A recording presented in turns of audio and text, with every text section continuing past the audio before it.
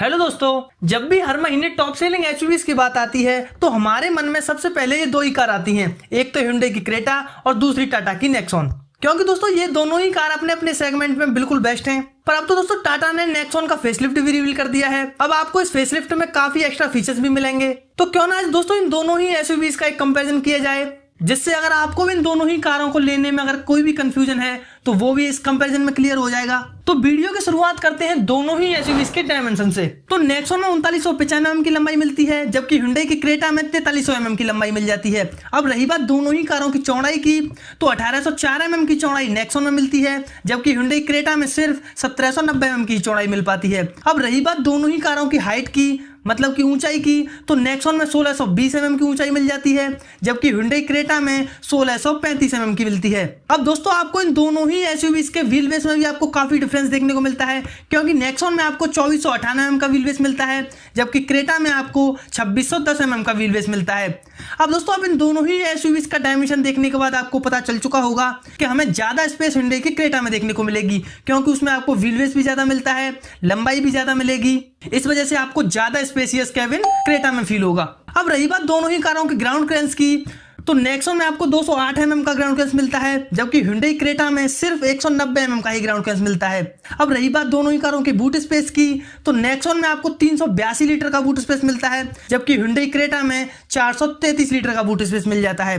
अब यही बात कर ली जाए इन दोनों ही कारों के टायर साइज की, तो नेक्सॉन के टॉप वेरिएंट में आपको 16 इंच के एलॉय व्हील्स मिलते हैं, जबकि Hyundai क्रेटा के टॉप वेरिएंट में 17 इंच के एलॉय व्हील्स मिलते हैं। अब दोस्तों आप देख चुके होंगे कि सिर्फ आपको नेक्सॉन में ग्राउंड क्लियरेंस ज्यादा मिलता है, बाकी आपको दोस्तों बूट स्पेस भी क्रेटा में ज्यादा मिलेगा और टायर्स भी आपको बड़े क्रेटा में ही मिलते हैं। अगर दोस्तों आपको वीडियो पसंद आ रहा है तो वीडियो को लाइक जरूर कर लें। अगर आप चैनल पर भी नए हो तो उसको भी सब्सक्राइब कर लें। अब रही बात दोनों ही कारों के इंजन की, तो दोस्तों मैं आपको पहले नेक्सॉन के इंजन बता देता हूं। तो नेक्सॉन में आपको दो इंजन ऑप्शन देखने को मिलते हैं। तो नेक्सॉन का पहला इंजन है 1199 सीसी का 3 सिलेंडर टर्बो पेट्रोल इंजन, जो कि 118.35 bhp की पावर और 170 न्यूटन मीटर का टॉर्क जनरेट करता है। अब दोस्तों नेक्सॉन में मिलने वाला दूसरा इंजन है 1497 सीसी का 4 सिलेंडर डीजल इंजन, जो कि 113.42 bhp की पावर और 260 न्यूटन मीटर का टॉर्क जनरेट करता है। अब रही बात दोस्तों क्रेटा में मिलने वाले इंजन की, तो क्रेटा में आपको 3 इंजन ऑप्शन देखने को मिलते हैं। तो दोस्तों क्रेटा में मिलने वाला पहला इंजन है 1497 सीसी का 4 सिलेंडर पेट्रोल इंजन, जो कि 113.18 bhp की पावर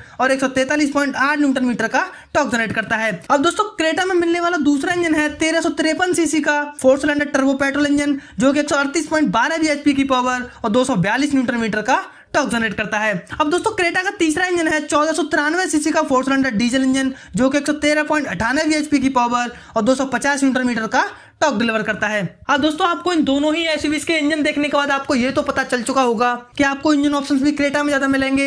अब रही बात दोस्तों पावर की, तो वो आपको नेक्सॉन के डीजल इंजन में आपको थोड़ी सी क्रेटा के इंजन से ज्यादा मिलती है। अब चलिए दोनों ही एसयूवीज के माइलेज की बात कर लेते हैं। तो दोस्तों नेक्सॉन पेट्रोल पर 17.3 किलोमीटर पर लीटर तक की माइलेज दे देती है और 23.24 किलोमीटर पर लीटर तक की माइलेज ये कार डीजल पर निकाल देती है बड़े आराम से। अब रही बात क्रेटा में मिलने वाली माइलेज की, तो क्रेटा पेट्रोल पर 16.8 किलोमीटर पर लीटर तक की माइलेज देती है और 21.4 किलोमीटर पर लीटर तक की माइलेज क्रेटा डीजल पर दे देती है।